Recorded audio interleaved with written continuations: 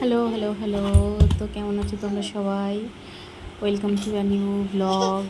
এটা একটা জন্মাষ্টমী ব্লগ হতে চলেছে, তো তোমরা পুরোটা দেখো এবং জানিও কেমন লাগলো তোমাদের। তো ব্লগটা আগের দিন রাত থেকেই শুরু করছি।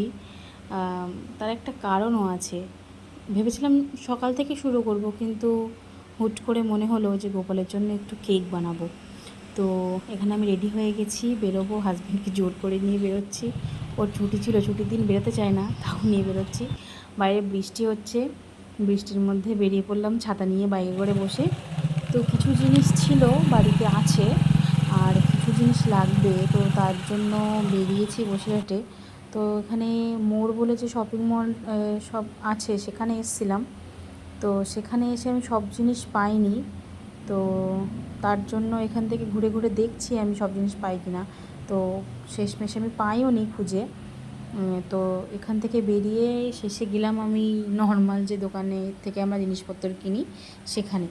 তো সেখান থেকে আমি সবগুলো পেয়ে গেলাম, এবং একটা স্প্যাচুলা নেওয়ার ছিল, তার জন্য একটা দোকানে আসলাম। এখান থেকে স্প্যাচুলাটা নেব। বৃষ্টি হচ্ছে, বৃষ্টিটা আটকে দাঁড়িয়ে আছে একটা দোকানে। এখান থেকে তো এখন ভীষণ জোরে বৃষ্টি পড়ছে, তো এখন দাঁড়িয়ে আছে একটা দোকানে।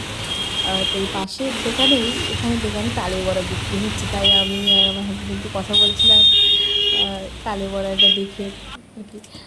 এই যে এইগুলো কিনেছি, এই স্প্যাচুলাটা, এই স্পুনগুলো বাড়িতে ছিল, ভ্যানিলা এসেন্সটা, বেকিং পাউডার বেকিং সোডাটা ছিল না।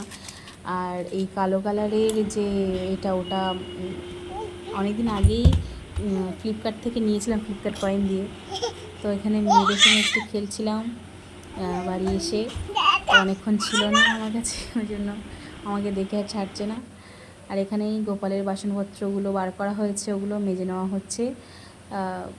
রাত পোহালে যেহেতু তাড়াহুড়ো লেগে যাবে, তো আগের দিন সব কাজকর্মগুলো করে রাখা হচ্ছে। তো এটা নেক্সট দিন সকালবেলা আজকে আমি এক তুড়ি মেরে বিছানা গুছিয়ে ফেলবো, একদম জাদুর মতো। এই যে রেডি আমার বিছানা। তো কালকে সারা রাত কিন্তু ভালোই বৃষ্টি হয়েছে, কিন্তু আমাদের বাড়িতে যেহেতু জলটা দাঁড়ায় না, তো জলটা বেরিয়ে গিয়ে এখন বেশ শুকনো শুকনোই লাগছে। তো এখানে সকালের খাবার নিয়ে ঘুরছি, একজনকে খাইয়ে দিলাম আর একজন উপরে বসে আছেন, তাকে যাচ্ছি খাওয়াতে। আর আমাদের গোপালবাবু সকালবেলা সেজে গুজে বসে পড়েছেন। এই যে এনাকে আমার খাওয়ানো হয়ে গেছে, এখন দাঁড়িয়ে আছি বাইরে ব্যালকানির ধারটায়। গোপালের জন্য সকালবেলা মালা গাঁথার জন্য ফুল এসে গেছে, এই যে তাজা তাজা ফুল সব গাছ থেকে তুলে আনা। তো আজকে আমি উপোস করছি না, আমি তার জন্য ভাত খাবো না। তো এখানে লুচি আর এখানে একটু ঘুগনি করবো বলে বুট সিদ্ধ বসিয়ে দিয়েছি। উপোস আমি করছি না, কারণ মেয়েদের সামলাতে গেলে খালি পেটে আমি অনেকক্ষণ থাকতে পারবো না, খিদে পেয়ে যাবে, ওই জন্য আমি উপোসটা করছি না। আর উপোস করলে পরের দিন একটু কষ্ট হয়, আর আমাকে তো জানেন দুজনকে সামলাতে হবে, তো নিজেকে স্ট্রং থাকতে হবে। তো তার জন্য আজকে একটু ঘুগনি করছি আর লুচি দিয়ে খাবো। এই যে ঠাকুরঘরে এখন গোপালের জন্য মালা গাঁথা চলছে, এবং আমাদের সিংহাসনটাও আজকে একটু ফুল দিয়ে সাজানো হবে। এখানে গোপালকে খেতে দেওয়া হচ্ছিল, আরতি করছিল, তো আমি আসার আগেই সেটা হয়ে গেছে।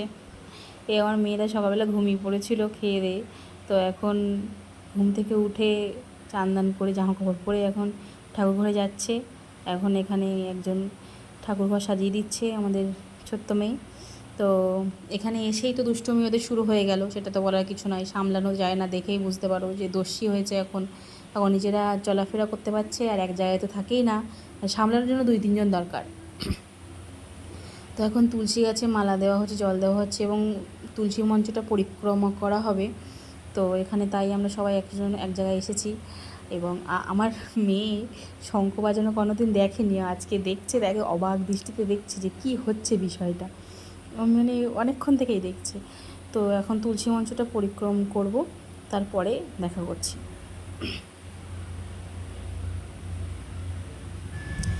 তো তুলসী মঞ্চ পরিক্রম করায় এসে আমি কিছুক্ষণ পরেই খেতে বসেছি, খিদে পেয়েছে।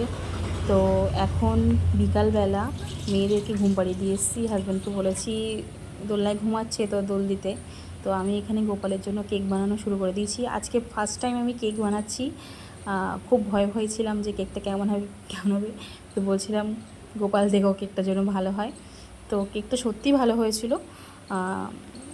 প্রথম দিন করেছি, ভালো হয়েছিল। চেষ্টা করব প্রত্যেক বছর গোপালের জন্মদিনে কেকটা বানানোর, কারণ ভালো লাগে কিছু করতে। তো এখানে ব্যাটারটা প্রায় রেডি হয়ে গেছে, এবার ব্যাটারটা আমি ঢেলে নেবো পাত্রে দিয়ে। তো ওভেন তো নেই, কড়াইতে বেক করব কেকটা। দুটো পাত্রে আমি অল্প অল্প করে করছি, কারণ প্রথমবার করছি, এক পাত্রে বেশি দিয়ে করছি না, যদি কোনোটা খারাপ হয়ে যায়। তো এখানে দুটো পাত্রে আমার ঢালা হয়ে গেছে। তো আগে একটা কেক হয়ে গেছে, আর একটা বসিয়ে দিয়েছি। এই যে আগেরটা, এটা প্রথমে করেছি এবং তারপরেরটা আরেকটা দেখাচ্ছি, এটাও খুব সুন্দর হয়েছে। তো কেকটা আমরা খেয়েছি, তো খেতে খুব সুন্দর হয়েছিল। তো এখানে গোপালের রান্নাবান্নার প্রস্তুতি শুরু হয়ে গেছে, যেহেতু অনেক কিছু রান্নাবান্না হবে, তা ধীরে ধীরে তো করতে হবে। তো এখানে গোপালের জন্য এখন পিঠে বানানো চলছে, আর ওদিকে পোলাও রান্না চলছে। আর এখানে এখন ভাজাগুলো করা হবে, পনির তরকারি, খিচুড়ি এগুলো অলরেডি হয়ে গেছে। লুচিটা একটু পরে করা হবে। তো এখানে অনেক কিছু রান্না শেষ। ও, তো রান্না প্রায় শেষেরই মুখে।